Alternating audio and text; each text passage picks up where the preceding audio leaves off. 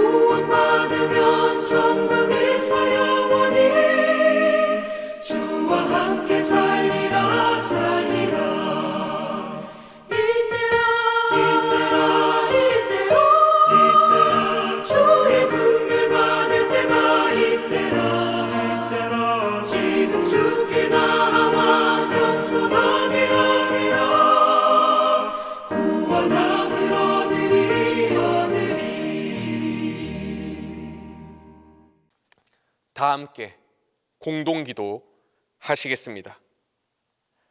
주님, 화려하지도 부유하지도 대단하지도 유명하지도 않은 순수한 믿음의 사람들입니다. 주님의 복음을 전하는 일에 앞장서는 사랑하는 제자의 길입니다. 주님을 따르며 어디든지 가야 하는 길, 복음을 전파하고 예수 이름으로 모든 것을 하는 것이 제자의 길입니다. 제자의 길을 가면서 어떤 일도 먼저가 될 수 없고 오직 주님만을 위하여 모든 걸 놓고 주님의 길을 가게 하소서. 성령의 능력으로 복음을 전하며 치유하고 귀신을 쫓아내고 새 생명의 길로 인도하게 하소서.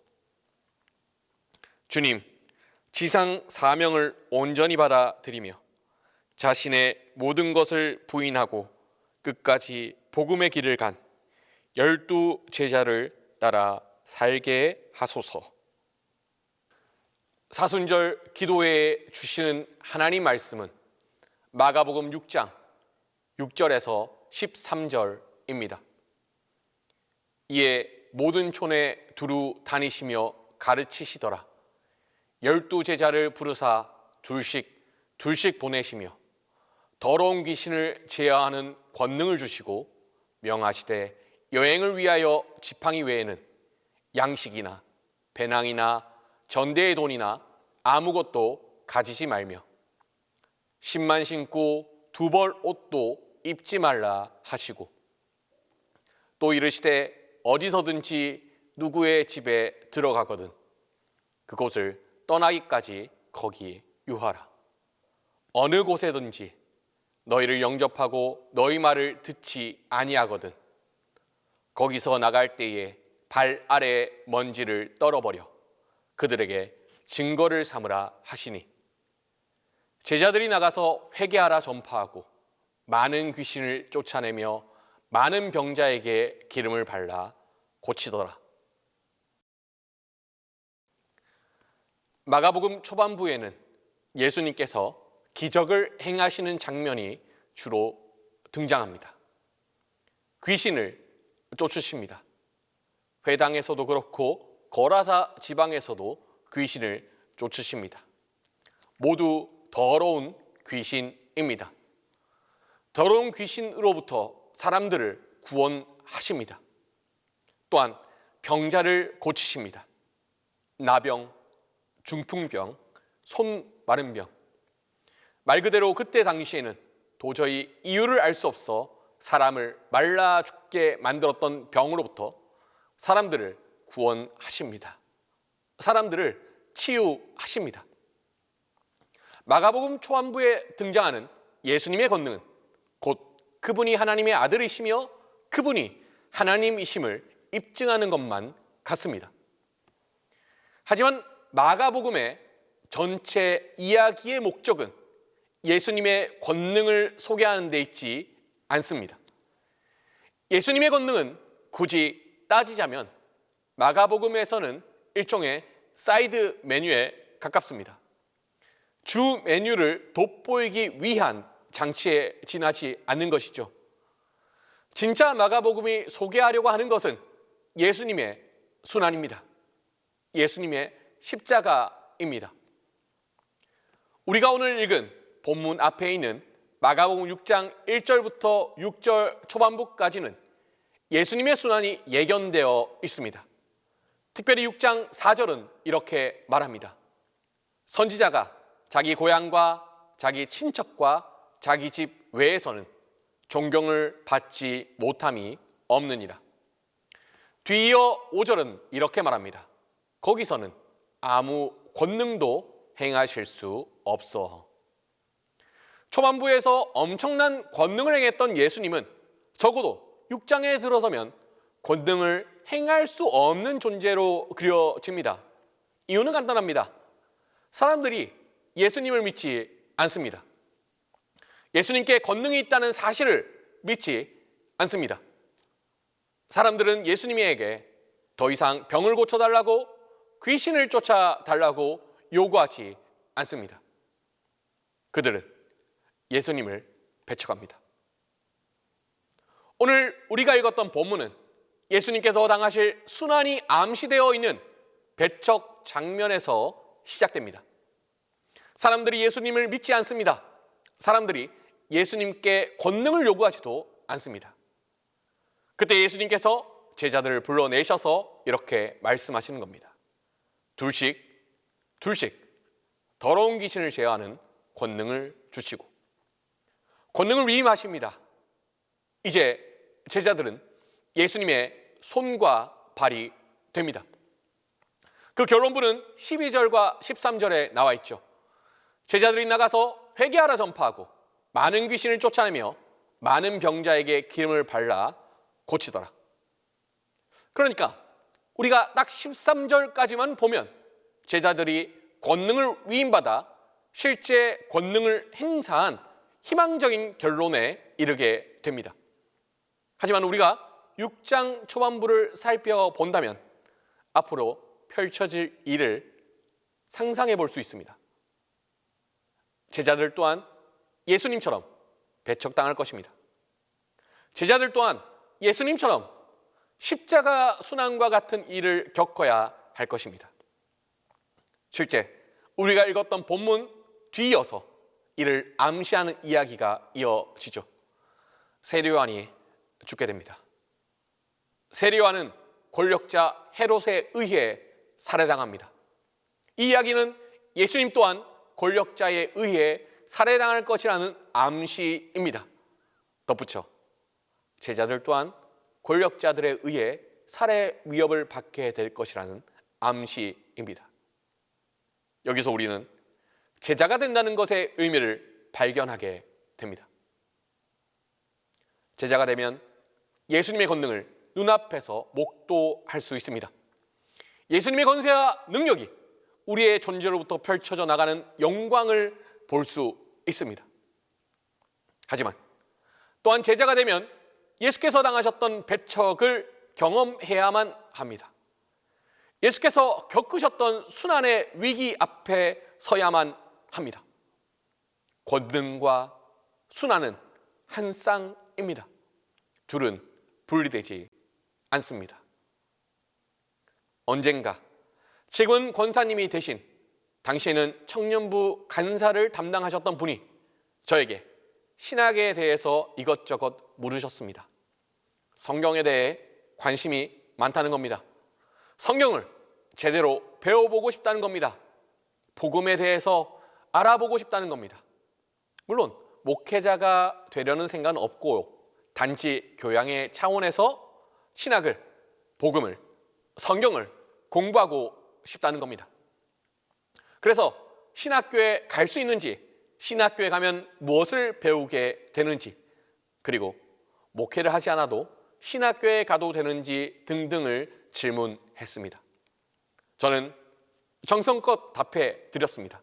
목회를 하지 않아도 신학교에 갈 수 있고 신학교에 가게 되면 이런저런 과목을 배우게 될 것입니다 라고 말이죠. 저는 평신도들이 신학을 배우는 것이 나쁘지는 않다고 생각합니다. 삶과 신앙에 있어서 도움이 될 수 있다고 생각합니다. 다만 구구절절 여러 가지 설명을 해드린 이후에 이렇게 덧붙였습니다. 하지만 간사님, 정말 신학을 제대로 배우고 싶으시면 목회까지 해보셔야 합니다. 머리로만 배우면 안 되고요. 강의를 듣고 책을 보는 것만으로 안 되고요. 실제 교회 현장에 오셔서 부딪혀 봐야 합니다. 설교도 해보고 목회도 해보고 어려운 일을 겪어봐야 진짜 성경이 하는 말, 복음의 가치가 무엇인지 알 수 있습니다. 그래서 목회를 하지 않고서 신학을 공부할 수도 있지만 목회를 하지 않는 사람에게는 신학교 공부는 헛될 것입니다. 이는 당시 저의 고백이기도 했습니다. 신학교에서 참 많은 것을 배웠습니다. 책도 참 많이 읽었습니다. 공부를 참 열심히 했습니다. 다만 그래서 많이 배웠냐? 그렇지는 않습니다. 오히려 목회 현장에서 사역하면서 더 많이 배웠습니다. 부딪히면서 많이 배웠습니다. 설교를 잘해보려다가 실패하면서 배웠고, 사람들을 설득하려고 하다가 실패하면서 배웠고, 제가 꿈꾸었던 바들을 교회에서 구현해 보려다가 실패하면서 많이 배웠습니다. 예수님의 제자는 당연히 예수님의 제자이기에 가지는 특권들이 있지요. 예수님의 권능을 눈앞에서 목도하는 영광을 누리게 됩니다. 하지만 먼저 제자는 배우는 사람입니다. 제자는 자신이 모르는 것들을 배워가는 사람입니다. 예수님의 제자는 무엇을 통해 배울까요? 예수님의 제자는 무엇으로부터 예수님께 배울 수 있을까요? 외면을 통해 배웁니다. 순환을 통해 배웁니다. 고난을 겪어가면서 배웁니다. 사순절은 부활에 이르기까지 이 40일 동안 예수님의 고난을 곱씹으며 하나님 앞에 바로 서기를 준비하는 기간입니다. 무엇보다 예수께서 걸어가셨던 십자가의 길, 골고다의 길을 함께 따라 걸으며 우리를 하나님 앞에서 준비해가는 기간입니다. 그 기간, 우리에게 가장 효과적인 것은 외면입니다. 예수님을 믿기 때문에 겪어야 하는 외면. 그 기간, 우리에게 가장 효과적인 것은 순환입니다. 예수님을 믿기 때문에 겪어야 하는 순환. 주님께서는 오늘 우리를 제자로 부르십니다. 또한 오늘 우리에게 당신의 권세와 능력을 위임하십니다. 다만 주님께서 겪으셨던 외면을, 주님께서 겪으셨던 순환을 함께 허락하십니다. 그러니 순환과 외면을 감내하십시오. 순환과 외면을 감내하는 그 길 위에서 주님이 우리와 함께 하십니다. 기도하겠습니다. 살아계신 하나님, 이 사순절 기간 주님을 따라 걷기 원합니다. 주님께서 겪으셨던 외면의 길을 따라 걷기 원하고 주님께서 겪으셨던 순환의 길을 따라 걷기 원합니다. 그리고 그 길 가운데서 예수님을 배워갈 수 있도록 우리를 인도하여 주십시오. 감사합니다. 예수님의 이름으로 기도드립니다. 이제는 주님께서 가르쳐 주신 기도를 다 함께 하오니 하늘에 계신 우리 아버지, 아버지의 이름을 거룩하게 하시며 아버지의 나라가 오게 하시며 아버지의 뜻이 하늘에서와 같이 땅에서도 이루어지게 하소서. 오늘 우리에게 일용할 양식을 주시고 우리가 우리에게 잘못한 사람을 용서하여 준 것 같이 우리 죄를 용서하여 주시고 우리를 시험에 빠지지 않게 하시고 악에서 구하소서. 나라와 권능과 영광이 영원히 아버지의 것입니다. 우리 시간 합심하여 기도하겠습니다. 주여, 우리에게 십자가의 기적을 베풀어 주소서. 주여, 우리에게 십자가의 복음을 전파하게 하소서. 주여, 십자가의 기사로 하나님과 화목하게 하소서. 덧붙여 우리 동신교회와 담임 목사님의 건강을 위해서 다 함께 기도하겠습니다. 다 같이 합심하여 기도하시고 개인적인 기도를 함께 하시기를 바랍니다. 기도하겠습니다. 살아계신 하나님, 우리가 이 시간 주님의 순환의 길, 주님의 외면의 길을 기억하며 함께 걸어갈 수 있게 하여 주십시오. 사순절 기간 주님의 십자가의 길을 따라 걸을 때에 그 위에서, 십자가의 길 위에서 십자가의 기적을 전파할 수 있게 하시고 십자가의 기적을 목도할 수 있게 하시고 무엇보다도 그렇게 우리가 누리고 경험하고 목도한 그 십자가의 은혜들을, 그 그 복음들을 전파할 수 있게 하여 주십시오. 그래서 우리가 설파하는 복음이 단순히 영광의 복음이 아니라 십자가의 복음, 순환의 복음, 고난의 복음이 될 수 있게끔 하여 주십시오. 또한 이 길 위에서, 십자가의 길 위에서, 십자가를 따라 걷는 이 길 위에서 하나님과 화목하고 하나님과 친밀해지는 그런 기쁨을 누릴 수 있게 하여 주십시오.